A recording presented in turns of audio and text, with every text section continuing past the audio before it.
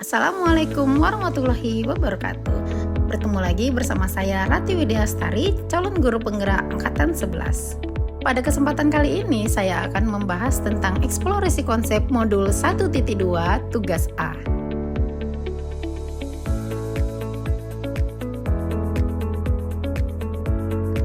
Otak manusia terdiri dari 4 bagian, yaitu otak luhur, otak primata, otak mamalia atau limbik, dan batang otak atau disebut juga dengan otak reptil. Di sini saya akan memaparkan bagaimana cara saya memahami kerja otak. Otak manusia bekerja dalam dua sistem, yaitu sistem berpikir cepat dan sistem berpikir lambat. Kedua sistem ini dapat mempengaruhi bagaimana kita bersikap dalam mengambil keputusan. Sistem berpikir cepat dikelola oleh otak mamalia atau sistem limbik emosi dan otak reptil atau batang otak yang untuk bertahan hidup. Sistem berpikir cepat bekerja menghemat energi dan bekerja di bawah sadar seperti kita berjalan turun menaiki eskalator yang bergerak turun. Sedangkan sistem berpikir lambat dikelola oleh otak primata dan otak luhur manusia yang diumpamakan seperti kita berjalan naik di eskalator yang berjalan turun, sehingga kita membutuhkan energi yang lebih. Jadi otak luhur manusia itu berperan untuk mengendalikan sistem berpikir cepat yang hanya mengatur rasa emosi dan cara bertahan hidup tanpa berpikir secara logis, kreatif bagaimana cara memecahkan masalah yang dihadapinya. Nah, sekarang kita memasuki 5 kebutuhan dasar manusia apa saja sih? Yang pertama adalah kebutuhan bertahan hidup, kebutuhan akan kekuasaan, kebutuhan kasih sayang dan rasa diterima, kebutuhan akan kebebasan, dan kebutuhan akan kesenangan. Kebutuhan bertahan hidup adalah kemampuan beradaptasi dengan lingkungan dapat dipenuhi dengan sandang, pangan, dan pakan, yaitu makan, tidur, olahraga, ataupun perlindungan. Kemudian, kebutuhan kasih sayang dan rasa diterima adalah rasa yang dapat dipenuhi melalui ketulusan dan kehangatan hubungan dengan keluarga, teman-teman, kelompok, guru, atau komunitas. Kebutuhan akan kekuasaan dan penguasaan artinya kebutuhan yang dapat dipenuhi melalui kegiatan-kegiatan seperti proyek, hobi, tugas sekolah yang menentang kontekstual relevan, belajar menjadi orang yang kuat, membuat pilihan positif, dan bekerja.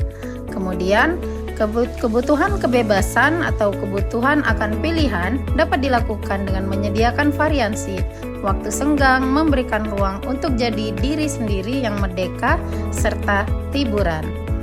Kemudian, kebutuhan kesenangan adalah kebutuhan untuk merasa senang, dapat dipenuhi dengan menyediakan tantangan, gurauan, dan pembelajaran yang bermakna.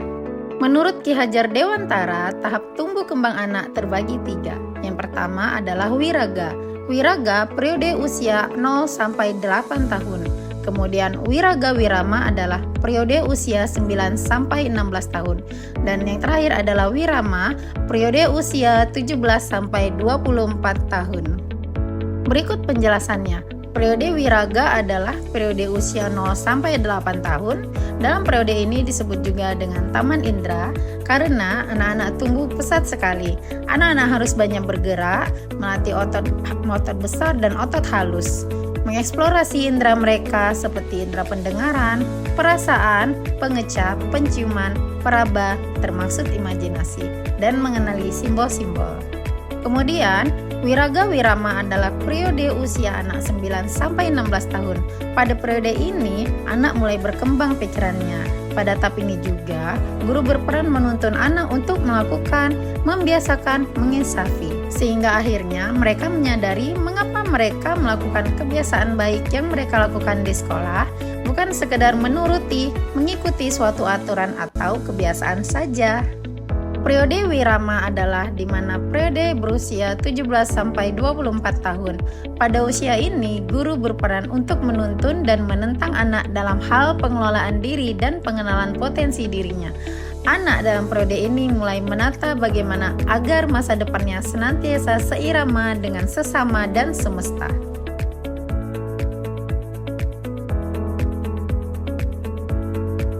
Menurut Erik Erikson, tahap tumbuh kembang anak terbagi 6. Yang pertama adalah tahapan 1. Tahapan 1 berusia 0 sampai 1,5 tahun.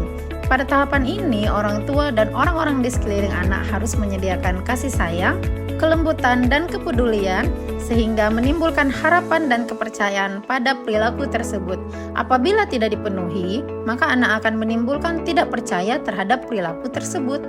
Tahapan yang kedua adalah usia anak 1,5 sampai 3 tahun. Pada tahapan ini, anak menumbuhkan tekad dan kehendak atau kemandirian anak. Apabila tidak dipenuhi, maka akan menyebabkan anak itu rendah diri. Di tahap yang ketiga, yaitu usia 3 sampai 5 tahun. Pada tahap ini, anak mulai mengeksplorasi maksud dan tujuan-tujuan dalam kehidupan ataupun lingkungan mereka, ataupun memberi kesempatan kepada anak untuk berinisiatif. Jika tidak dipenuhi, maka anak akan merasa bersalah. Tahapan yang keempat adalah usia anak 5 sampai 12 tahun.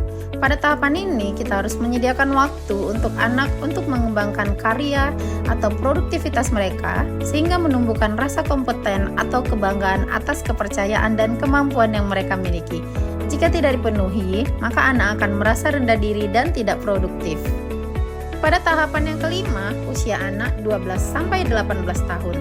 Karakteristik anak pada usia ini adalah labil dan galau, karena mereka memang sedang mencari dan mencoba-coba untuk menebalkan identitas diri mereka. Mata orang tua, pengasuh atau lingkungan sosial perlu menuntun proses penguatan identitas agar mereka tidak mengalami kebingungan peran. Pada tahapan yang keenam adalah usia 18 sampai 40 tahun, di mana seseorang mulai mengeksplorasi hubungan relasi yang sifatnya pribadi. Jika kesempatan untuk menumbuhkan itu semua tidak tersedia untuknya, maka akan berujung pada lemahnya dukungan sosial bagi dirinya. Dirinya merasa teriritasi dari lingkungan sosialnya.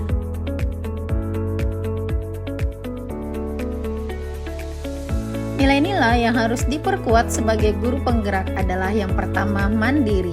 Mandiri artinya bisa mendorong diri menjadi kreatif. Seorang guru penggerak juga harus memiliki nilai berpihak pada murid, yang artinya seorang guru harus mengutamakan kebutuhan murid untuk mengembangkan bakat dan kemajuan pendidikannya. Seorang guru penggerak juga harus mempunyai nilai kolaboratif, yang artinya bisa bekerja sama untuk mendapatkan hasil yang baik dalam pendidikan, baik dengan kepala sekolah, rekan sejawat, murid, ataupun lingkungan sekitar. Seorang guru penggerak juga harus memiliki nilai inovatif, yang artinya seorang guru mampu menemukan ide atau gagasan yang baru untuk keberhasilan pendidikan. Dan yang terakhir, nilai guru penggerak yang harus dikuatkan adalah reflektif, yang artinya seorang guru harus mampu mengintrospeksi diri tentang kelemahan dan kekurangan diri sendiri sebagai pedoman perbaikan untuk kedepannya. Demikianlah pemaparan dari saya. Terima kasih sudah menonton video ini. Salam guru penggerak, tergerak, bergerak, menggerakkan. Wassalamualaikum warahmatullahi wabarakatuh.